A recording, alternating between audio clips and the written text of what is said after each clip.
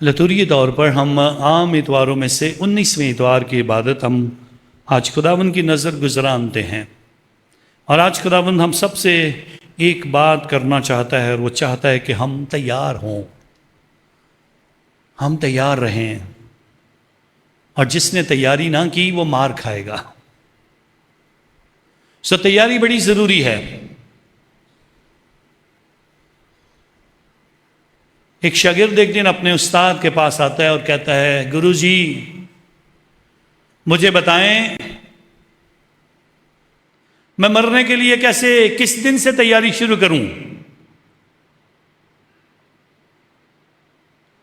سو مالک اس کا جو گرو ہے وہ بتاتا ہے، جس دن تیری موت آئے گی اس سے پہلے تیاری کر لینا۔ تو کہتا ہے، گرو جی یہی تو پوچھ رہا ہوں کہ موت کب آئے گی؟ تو گرو بتاتا ہے کہ موت کا کسی کو پتہ نہیں ہے، اور اسی لیے تیاری کا بھی وقت کسی کو پتہ نہیں ہے، اس لیے تیاری ابھی سے شروع کرو، کیونکہ کسی کو نہیں پتہ کہ اس کی موت کب آنی ہے۔ اور اگر ہم تیاری نہیں کریں گے تو خدا کے حضور ہم اس بات کو کبھی بھی جان نہیں پائیں گے۔ اسی لیے جب بھی مقدسین سے باتیں کی گئیں، سو مقدسین نے بہت ساری باتوں میں اسی بات کا جواب دیا، ہر بیگز آر ریڈی، ہمارے بیگ تیار ہیں۔ ایک دن مقدس جان بوسکو مقدس ڈومنک ساویو سے بات کرتے ہیں۔ مقدس جان بوسکو نوجوانوں کے لیے بہت کام کرتے ہیں، اور انہوں نے ایک بہت اچھی مثال نوجوانوں کے لیے پیش کی۔ دنیا بھر میں اب مقدس ان کے وسیلہ سے بہت سارے ہمارے نوجوان فادرز خداوند کے حضور ان کی خدمت کو لے کے آگے بڑھ رہے ہیں۔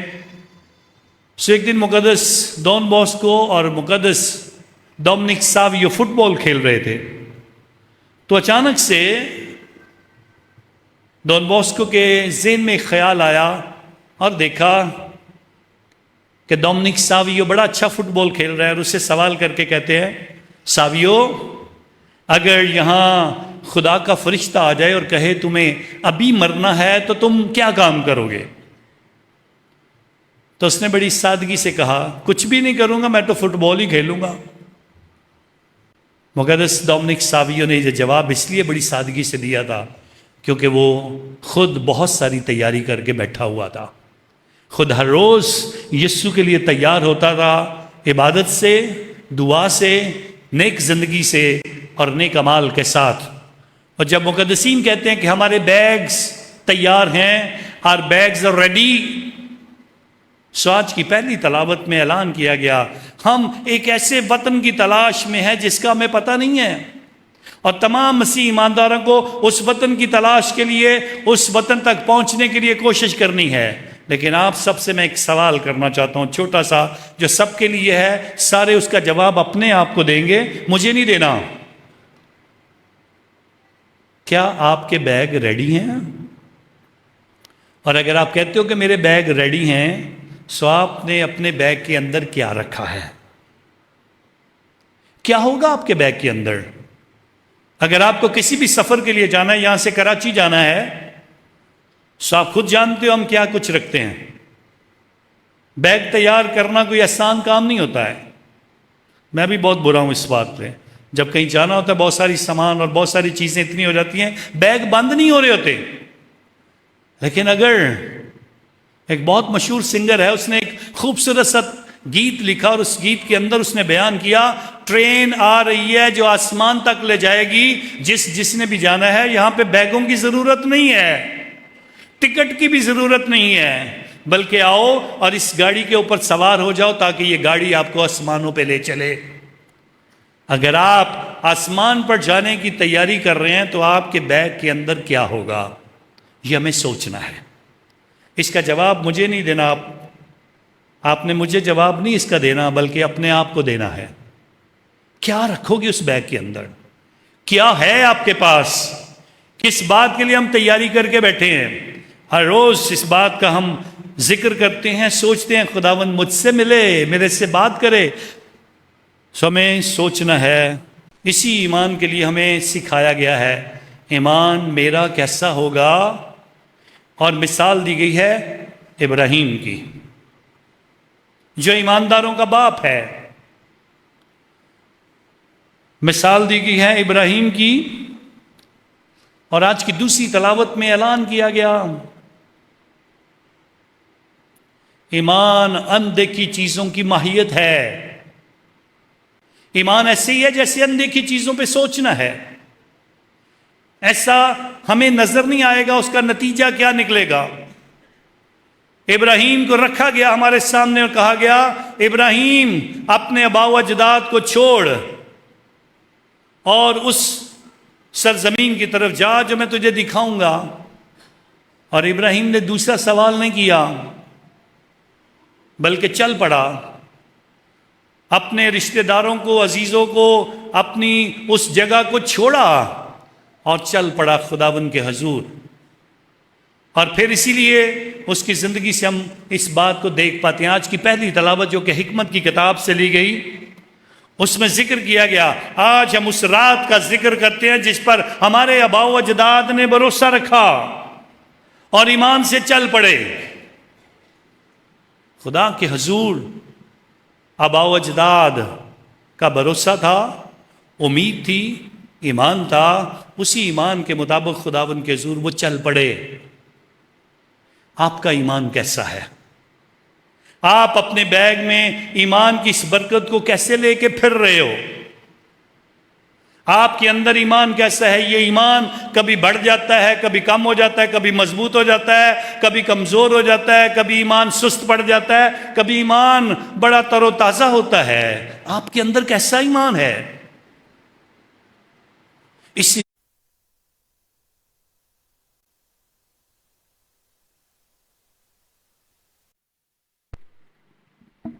جا کے لوگ صرف میرا رنگ دیکھتے ہیں اور کہتے ہیں یار تو صحیح ہے، بس ایسے نہیں۔ یسوع مسیح کیا چاہتا ہے ہم سے، اس پر غور کرو۔ تمہارے کاموں سے لوگ جانیں کہ تم میرے شاگرد ہو۔ کیا کام ہے میرے کام کیسے سگنلز دے رہے ہیں؟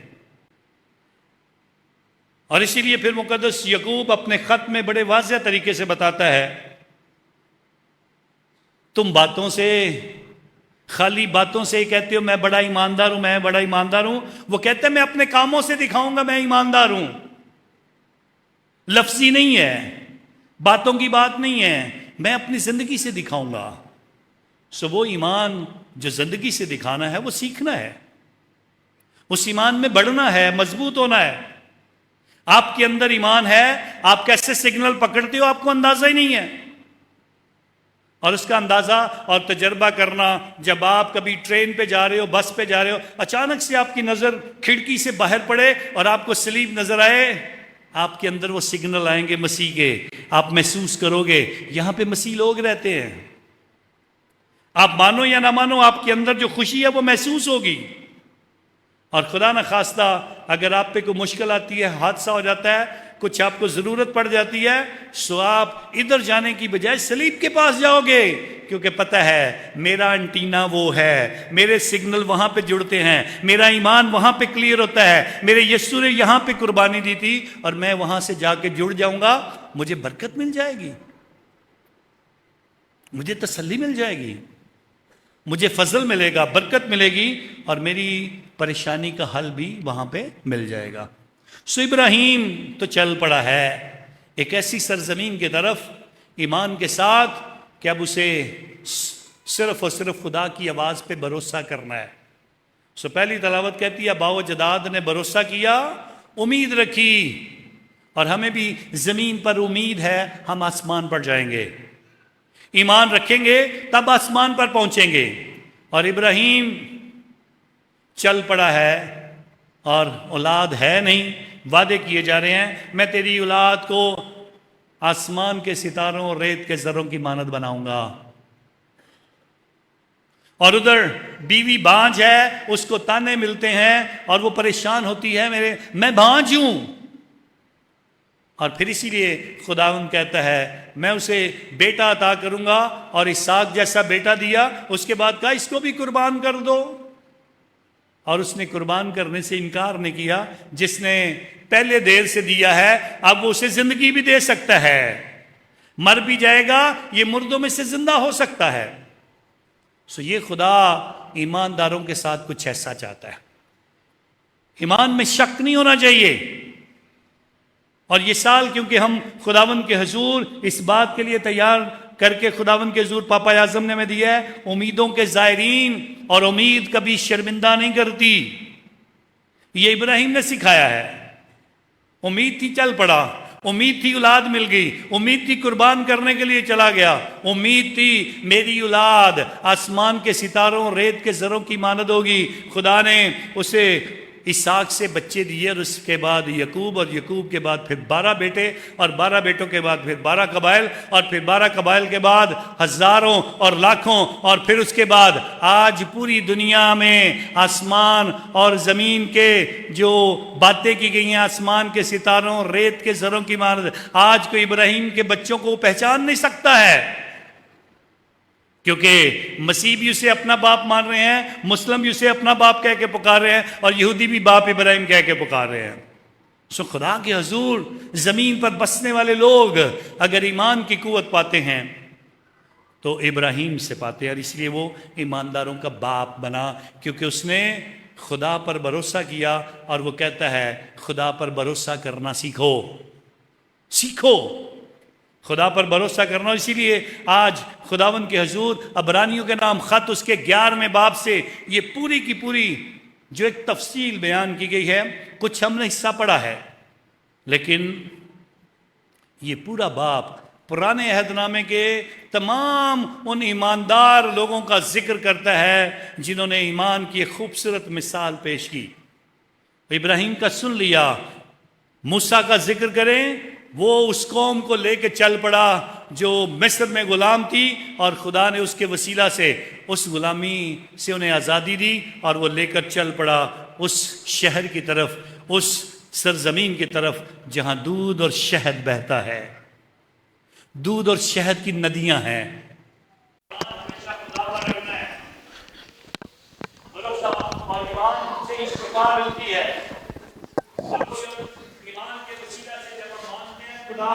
برکتوں کے دروازے ہمارے لیے کھول دیتا ہے۔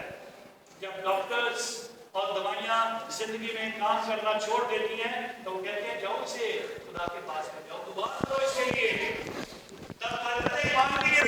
ڈاکٹرز کہہ دیتے ہیں، اور ہم ان باتوں کو سیکھتے ہیں، سنتے ہیں، سمجھتے ہیں۔ سو آئیں غور کریں، اگر میرا ایمان کمزور ہے تو میں اس ایمان کو کیسے مضبوط کروں؟ میرا ایمان کمزور ہے، میں اسے کیسے مضبوط کروں؟ اور اس کو بیان کرنے کے لیے سب سے پہلے خداوند نے کہا تیار ہو جاؤ، تیاری کرو۔ پھر آج دوسرا مقصد بتایا ہے، کمر بستہ رہو۔ اب کمر بستہ کا لفظ جو ہے، ہم کمر بستہ ہوتے ضرور ہیں لیکن یہ لفظ بہت کم استعمال کرتے ہیں۔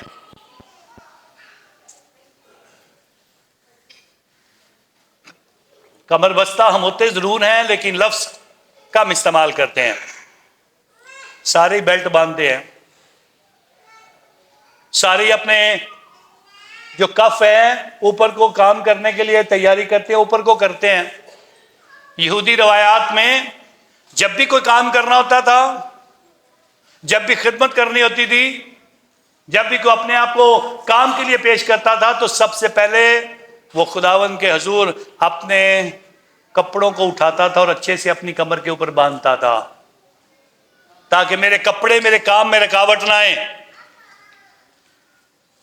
کیونکہ یہودی لوگ کھلے کھلے کپڑے پہنتے ہیں اور اس کے لیے انہیں تیار کیا جاتا ہے، کمر بستہ ہو، پہلے کپڑے باندھو، تیاری کرو۔ بہت ساری فیکٹریوں کے اندر کام کے کپڑے ہوتے ہیں جو پہنتے ہیں لوگ، ہاسپٹل میں نرسز کام کے کپڑے پہنتی ہیں، ڈاکٹرز آپریشن کرنے سے پہلے ڈاکٹر وہ آپریشن کرنے والے سارے کپڑے پہنتے ہیں۔ سو خداوند کہتا ہے کمر بستہ رہو، تیاری کرو تاکہ آپ کے کپڑے آپ کی خدمت میں رکاوٹ نہ کریں۔ یسوع نے پاؤں دھونے سے پہلے خود پٹکا باندھا تھا، اور یہی پٹکا ہے، یہی کمر بند ہے، یہی بیلٹ ہے جو باندھ رہا ہے تاکہ ہمارے کپڑے ہمارے کام میں رکاوٹ نہ بنے۔ اس کے بعد کہا چراغ روشن رکھو، چراغ روشن رکھو۔ چراغ جلائے جاتے ہیں تاریکی کو دور کرنے کے لیے، چراغ جلائے جاتے ہیں اندھیرا ختم کرنے کے لیے، چراغ جلائے جاتے ہیں، چراغ جلائے جاتے ہیں کوئی بھٹک نہ جائے۔ کپڑے تو ہم نے باندھ لیے، لیکن چراغ کیسے روشن کریں؟ ہمیں سوچنا ہے، سیکھنا ہے کیا ہے چراغ روشن کرنے سے مراد۔ یسوع نے کہا دنیا کا نور، اونچی بولیں گے ذرا، دنیا کا نور۔ اور ہمیں کیا کہا؟ تم دنیا کا نور ہو، تم دنیا کا نور ہو۔ اور اگر تم دنیا کا نور ہو اور آپ کی روشنی نہیں ہے اس نور کی، تو پھر نور کا کیا فائدہ؟ آپ کی وجہ سے اگر کوئی بھٹک جائے، آپ کی وجہ سے کوئی چرچ چھوڑ دے، آپ کی وجہ سے کوئی عبادت میں نہ آئے، آپ کی وجہ سے کوئی آپ کے ساتھ بیٹھنا پسند نہ کرے، آپ کسی کے لیے ٹھوکر کا باعث بنتے ہو، آپ کسی کے لیے رکاوٹ بنتے ہو، آپ کی وجہ سے کوئی ایمان سے دور بھاگتا ہے، آپ کی وجہ سے کوئی مسیحیت کو برا بھلا کہتا ہے، تو پھر میرے چراغ کیسے روشن ہے؟ کیسے میں دنیا کا نور ہوں؟ کیسے خداوند کہتا ہے تم دنیا کا نور ہو؟ خداوند تو چاہتا ہے جو روشنی میں نے تمہیں دی ہے اور دنیا کا نور بنایا ہے، تمہاری روشنی سے لوگ تمہارے قریب آئے، محبت میں بڑھے، ایمان میں بڑھے۔ اور اسی لیے پھر بتایا گیا، جیسے میں نے ایمان گیا سو خداوند کے حضور ایمان کو بڑھانے کے لیے ہمیں اپنے اندر وہ روشنی پیدا کرنی ہے تاکہ لوگ مسیح کو جانیں۔ اسی لیے کہا گیا تمہارے کاموں سے لوگ جانیں کہ تم کس کے شاگرد ہو۔ اگر یسوع کی ہو تو پھر بتاؤ بھئی اپنے کاموں سے، اپنی روشنی سے، اپنی گفتگو سے، اپنے چال چلن سے، آپ جہاں جہاں پہ بھی کام کرتے ہو، جس جس سے بھی ملتے ہو، چاہے رشتے دار ہیں، آپ کے لیے ایک اچھی مثال اور ایک اچھی بات انہیں کرنی چاہیے۔ آپ کو بلانے سے ان کے گھر میں خوشیاں نہیں چاہیے۔ سو زمین پر ہم اپنا ایمان اور اپنی امید قائم رکھتے ہیں۔ امید سے ہم آسمان تک پہنچیں گے، ایمان سے ہم آسمان کی بلندیوں تک جائیں گے۔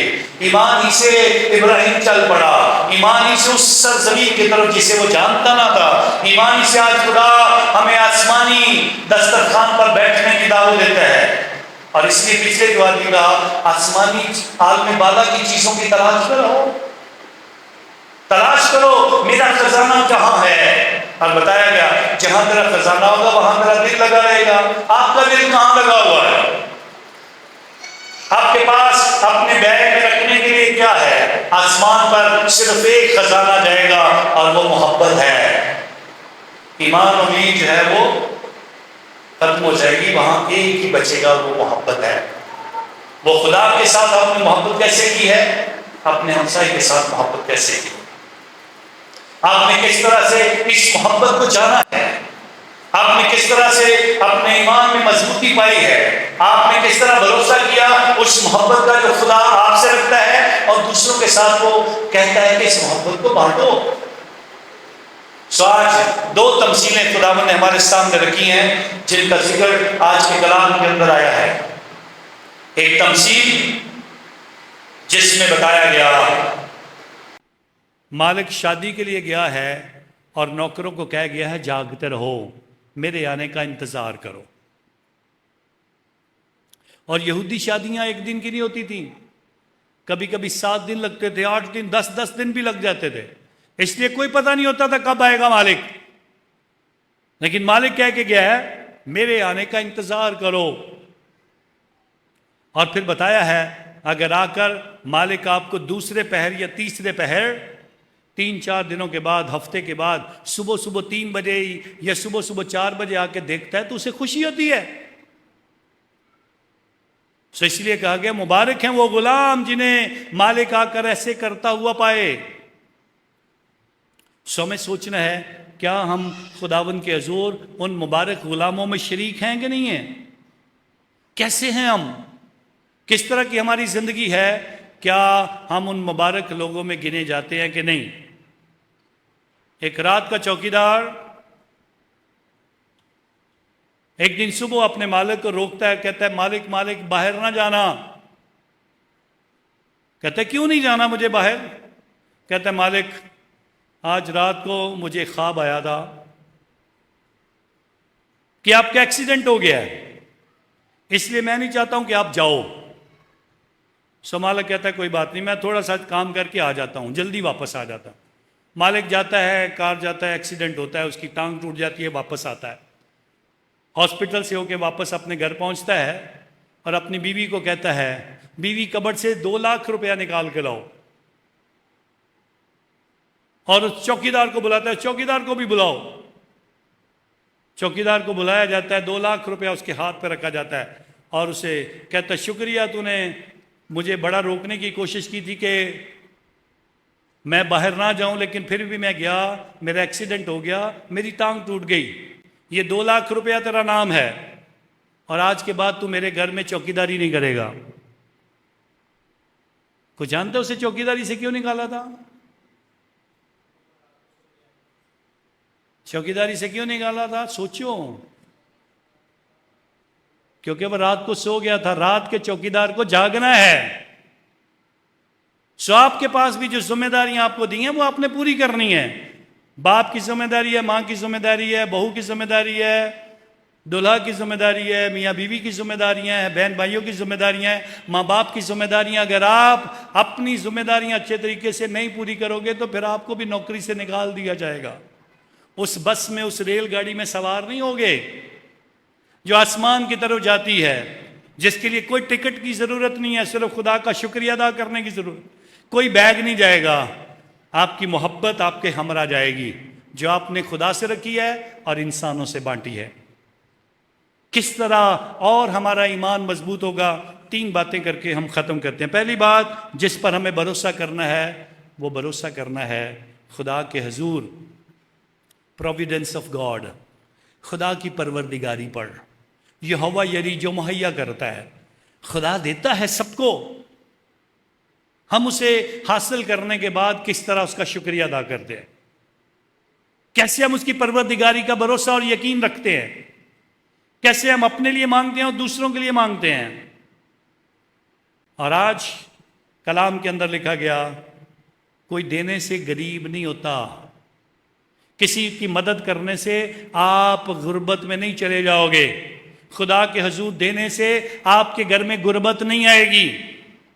اور اگر خدا اپنے پروردگاری سے سب کو دے رہا ہے تو ہم اس کو کس طرح سے حاصل کر رہے ہیں۔